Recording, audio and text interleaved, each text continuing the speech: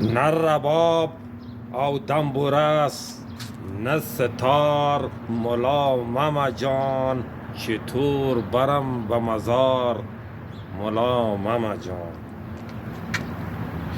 این که ندارد ارزش کمال کتاب قلم هنر، سرنوشتمان گره خورده قطیر اسپان خر.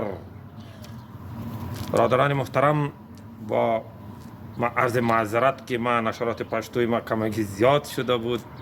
خب از هر طرف برای ما زنگا می آمد، فشارها سر منم هست، من نتونستم برای شما نشراتی دری زیاد داشته باشم، معذرت ما را بپذیرین.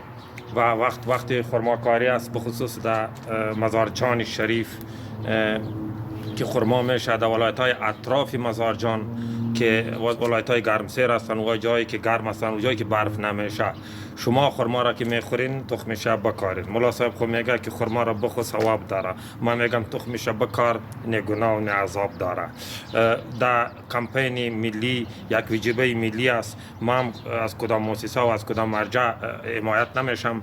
در ایران کارگری میکنم او کمپین شروع کردم، برج 400 جی بی اینترنت مصرف میکنم. در اینجا خودت میفهمی وی پی ان و کلگی چیزا لایف هم که میری دیگه. مبارزه را شروع کردم. در مبارزه ما سهیم باشین.